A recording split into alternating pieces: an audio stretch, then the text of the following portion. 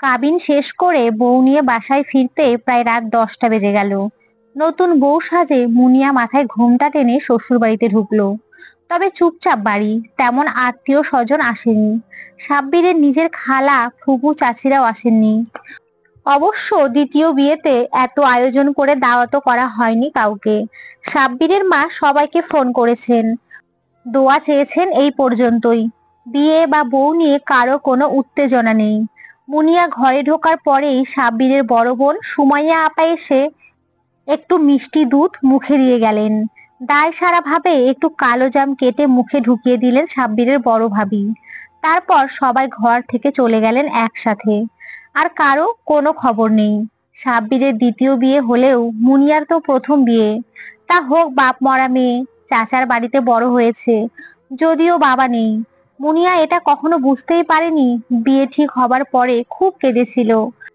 সারা পৃথিবীতে কি পাত্রের এতই অভাব পড়েছে যে মুনিয়াকে ডিভোর্সি ছেলের সাথে বিয়ে দিতে হবে? বাবা থাকলে কখনো এমন করতে পারতো না বোধহয়। মেজো চাচা এসে বললেন, ছেলেটা ভালো, সৎ ব্যবসায়ী, ভালো ইনকাম করে, কোনো কারণে ডিভোর্স হয়ে গেছে। সেটা নিয়ে বসে থাকলে তো আর চলে না। ওই মেয়ের কপালে সাব্বিরের মতো ভালো ছেলে ছিল না, তাই হয়তো সংসার টেকেনি। আর তাছাড়া মা, আমার অবস্থা তো জানিসই। তোকে এক টুকরো সোনাও দিতে পারবো না। তোর সংসার সাজিয়ে দেওয়ার ক্ষমতাও আমার নেই। তোর নিজের পছন্দ থাকলে না হয় সেখানেই বিয়ে দিতাম, তাও তো নেই। আমার কথা ভেবে রাজি হয়ে যা মা। মুনিয়া চোখ মুছে বলেছে, আমি রাজি চাচা, কোনো সমস্যা নেই। সাব্বিরের বাড়ি থেকে কোনো দাবি দেওয়া ছিল না। মুনিয়াকে দুটো লাল টুকটুকে লাগেজ ভরে শাড়ি, গয়না, পয়নামার জিনিসপত্র দিয়েছে। হলুদ হয়নি। মুনিয়ার খুব ইচ্ছে ছিল কাঁচা ফুলের গয়নায় সেজে একটা হলুদ সবুজ মেশানো রঙের জামদানি পরে গায়ে হলুদে সাজবে। সেটা আর হয়ে উঠল না। থাক, এক জীবনে সব আশা তো আর পূরণ হয় না। অবশ্য মুনিয়ার কোনো আশাই পূরণ হয়নি। বাবা মারা যাওয়ার পরে মাকে ফিরিয়ে নিয়ে গেছে মামারা, আবার তাকে বিয়েও দিয়েছে। কিন্তু মুনিয়ার সেখানে জায়গা হয়নি। মামি তাকে একদিন বললেন, দেখ মুনিয়া, তোর মায়ের তেমন বয়সও হয়নি, তার পুরো জীবনটা পড়ে আছে। এখন লোকে যদি দেখে তার এত বড় মেয়ে আছে, তাকে কে বিয়ে করতে আসবে বল? তার চাইতে তুই মা তোর মেজো চাচার বাড়িতে গিয়ে থাক। মুনিয়া পরের দিনই নিজের ব্যাগটা নিয়ে চলে এসেছিল।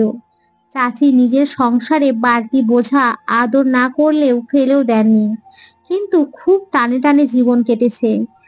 তবে আজ এসব ভেবে আর লাভ কি?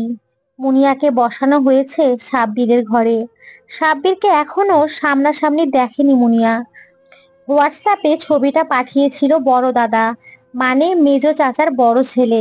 সাব্বিরের সাথে তার কি যেন ব্যবসা, সেখান থেকেই বিয়ের প্রস্তাব। না, সাব্বির দেয়নি বোধহয়। মেয়ে খুঁজছে এই খবর পেয়েই বড় দাদাই যোগাযোগ করেছে। ঘরটা পুরো সাজানো গোছানো। একটা 4 পাল্লার আলমারি, ড্রেসিং টেবিল, ওয়ার্ড্রব, একটা শোকেস ভর্তি বিভিন্ন ধরনের বইপত্র, একটা তাকের মতো কাঠের কিছু একটা, নিচে কিছু রাখা, কিন্তু বোঝা যাচ্ছে না কি আছে। কর্নারে একটা 1 পাল্লার আলমারিও দেখা যাচ্ছে। আয়নাটা দেখে মুনিয়ার মনে হলো এই আয়নাটা দ্বিতীয়বার কোনো মেয়ে ব্যবহার করেছে। আগের বারও হয়তো সাব্বিরের আগের বউ এই আয়নায় মুখ দেখেছে। এই ঘরের জানালার পর্দা থেকে চারপাশে একটা রুচিশীল ছাপ। কে সাজিয়েছে? হয়তো সাব্বিরের আগের বউয়ের কেনা জিনিসপত্র। সে তো নিশ্চয়ই বেডশিট বা জানালার পর্দা নিয়ে চলে যায়নি। মুনিয়ার ক্লান্ত লাগছে। বালিশে হেলান দিতেই চোখ বন্ধ হয়ে এলো। সাব্বির ঘরে এলো অনেক রাতে। মুনিয়া তখন ঘুমিয়ে পড়েছে। সাব্বির মুনিয়াকে না ডেকে পাশে শুয়ে পড়ল। মুনিয়ার ঘুম ভাঙলো জানালা থেকে আসা সকালের রোদে। পাশে কেউ নেই, তবে বালিশের মাঝখানটা ডেবে আছে, মানে কেউ ছিল। নয়তো ভেবে নিত সাব্বির নামের ভদ্রলোক কাল ঘরে আসেননি। আশ্চর্য বিষয়, গতকালই বিয়ে হয়েছে, ভদ্রলোককে এখনো ভালো করে দেখেনি মুনিয়া। বিছানায় বসতে বসতেই সাব্বির টাওয়াল পরে বের হলো ওয়াশরুম থেকে। মুনিয়া চোখ নামিয়ে নিল।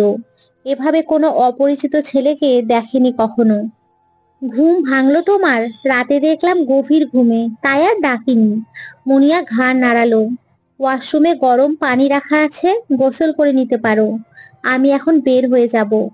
ফিরতে ফিরতে রাত হবে। মুনিয়া আবারও ঘাড় নেড়ে সায় দিল। এইভাবেই মুনিয়ার সংসার শুরু হলো। খুবই অদ্ভুত বিষয়। সাব্বির সকালে মুনিয়া উঠতে উঠতে চলে যায় আর ফেরে মাঝরাতে। মুনিয়া বসে থাকতে থাকতে ডাইনিং এ ঝিমিয়ে যায়। সাব্বিরের কলিং বেলে সে ধরফর করে উঠে বসে। কয়েকদিন এভাবে যাওয়ার পরে সাব্বির একদিন বলল, শোনো, তোমার এত রাত অবধি বসে থাকার দরকার নেই।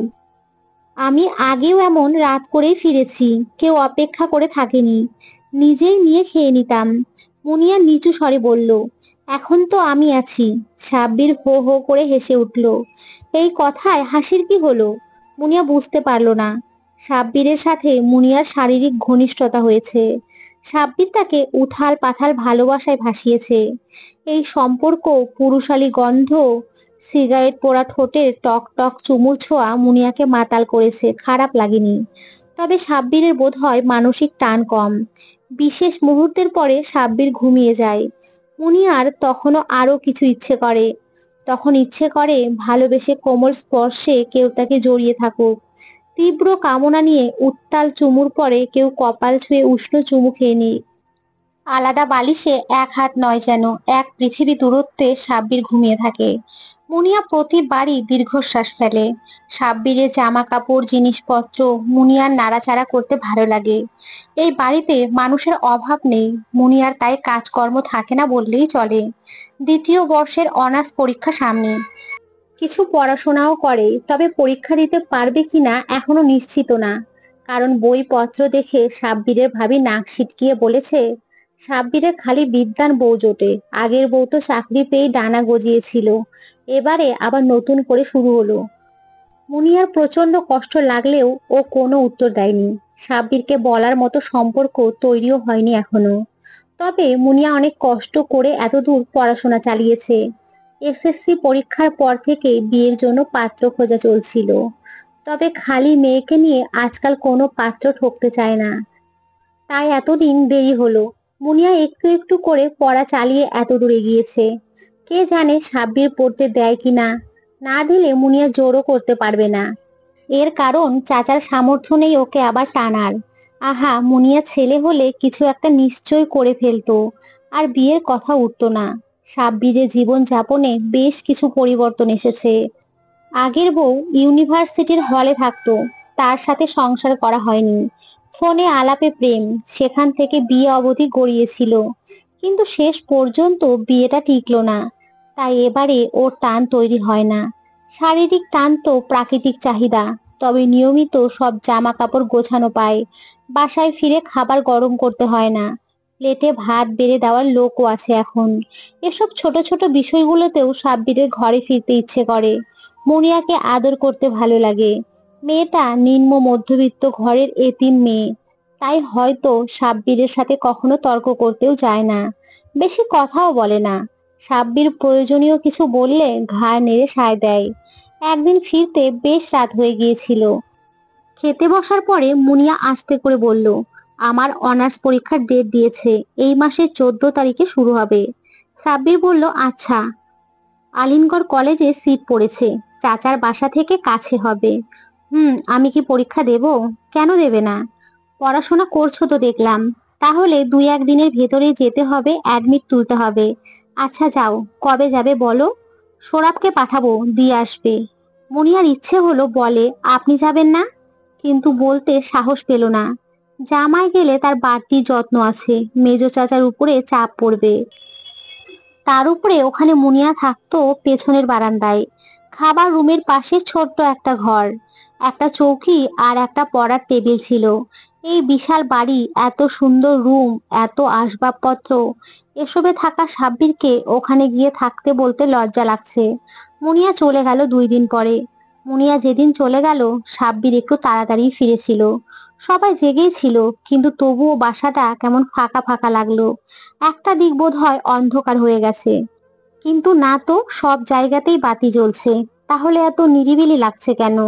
খেতে বসে সাব্বির অনুভব করলো আজ খেতে ভালো লাগছে না। সবই ঠিক মতো আছে, কিন্তু কোনো খাবারই বোধ হয় আজ রান্না ভালো হয়নি। অল্প খেয়েই উঠে পড়লো। নিজের রুমে গিয়েও একই অনুভূতি। তাহলে কি মুনিয়ার জন্য খারাপ লাগছে? কই, মেয়েটা তো এত কথা বলে না তার সাথে। রোজ রাতে শুয়ে মুনিয়াকে কাছে টেনে নেয় সাব্বির। ওর ঠোঁটে গভীর চুমু খায়। মুনিয়াও সাড়া দিতে শুরু করে।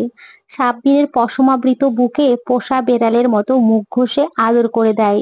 সাব্বিরের যে অনুভূতি হচ্ছে সেটা শারীরিক নয়, বুকের ভেতরে একটা কষ্ট কষ্ট লাগছে। ঠিক কি যে নেই ধরনের। সাব্বির মনোযোগ ঘোরাতে চেষ্টা করে। কালকে কয়েকটা ক্যাশ মেমো লাগবে। আগে ব্যবসার কাগজপত্রগুলো সব ছড়ানো ছিল, সেগুলো এখন একটা দেরাজে আলাদা আলাদা করে রডের দোকানের ক্যাশ মেমো, বালি চালানের কাগজপত্র রাখা। মেয়েটা সব কাগজ গুছিয়ে রেখেছে। সাব্বিরের সময় লাগে না খুঁজে পেতে। পরে দেরাজ টেনে দেখে এক পাশে শার্টগুলো রাখা, আর এক পাশে জিন্স। উপরে ছোট দেরাজে সব মোজা আন্ডারওয়্যার গোছানো। টাওয়াল দুটো ধুয়ে রাখা, মোবাইল, হেডফোন, ঘড়ি, ব্রেসলেট গুলো রাখার জায়গাটাও একদম পরিপাটি, খুব যত্ন করে সাজিয়ে রাখা। সাব্বির চারপাশে তাকায়, পড়ার টেবিলটা ফাঁকা। মুনিয়ার বইপত্র নেই এখানে। একটু কৌতূহল থেকে মুনিয়ার জামা কাপড় রাখার আলমারির দরজাটা খোলে সাব্বির। একটা মুনিয়া মুনিয়া সুবাস এখানে। কিছু না সরিয়ে প্রাণ ভরে সুবাস নেয় সাব্বির। মুনিয়াকে কখনো ফোন করা হয় না। ওর চাচার বাসায়ও বিয়ের পরে কখনো যাওয়াও হয়নি। সোরা পৌঁছে দিয়ে এসেছে আজ। সাব্বির চোখ বন্ধ করে একটা নিঃশ্বাস নিল। তারপর সিদ্ধান্ত নিয়ে বাইক নিয়ে বের হয়ে পড়লো। রাত 12টার বেশ কিছু সময় পরে মুনিয়ার চাচার বাসায় গিয়ে কড়া নাড়লো। মুনিয়া জেগেই ছিল। বাইকের হর্নটা ভীষণ পরিচিত হলেও মনে হলো এটা মনের ভুল। এত রাতে কি আর সাব্বির আসবে? কিন্তু অবাক হয়ে দেখলো সত্যিই সাব্বির এসেছে। এত রাতে জামাই এসেছে দেখে সবাই ব্যস্ত হয়ে পড়লো। সাব্বির লজ্জিত ভঙ্গিতে বলল, আসলে আমি এত ব্যস্ত থাকি, দিনে একদমই সময় পাই না। সাব্বিরের ব্যস্ততা মিথ্যে নয়, সবাই জানে। মাঝরাতে কিছু না করলেও আনুষ্ঠানিক আলাপ আর জামাই আদরের পরে সাব্বির মুনিয়াকে কাছে পেল যখন, তখন প্রায় রাত 1:30 বাজে। আজও মুনিয়া তেমন কোনো কথা বলেনি। মুনিয়া রুমের চারপাশটা দেখে নিয়ে যেন সাব্বির মুনিয়ার বুকের ভেতরটাও এক ঝটকায় দেখে নিল। কোনো কথা না বলে আজ মুনিয়াকে বুকে টেনে নিল সাব্বির। আজ কোনো প্রাকৃতিক চাহিদার জন্য নয়। মুনিয়ার কপালে উষ্ণ চুমু খেয়ে এক হাতে ওকে জড়িয়ে রাখলো। মুনিয়াও আজ দ্বিধা কাটিয়ে একটা হাতে সাব্বিরকে আঁকড়ে ধরলো। দুজন চোখ বন্ধ করলো একটা নিশ্চিন্ত নির্ভরতায়। আজ ওদের এক হাত, এক পৃথিবী দূরত্ব দূরে সরে গিয়েছে নিশ্চিত। তো বন্ধুরা, তোমরা সকলে খুবই ভালো থেকো, সুস্থ থেকো। সকলকে অসংখ্য ধন্যবাদ। নমস্কার বন্ধুরা, ভালো থেকো।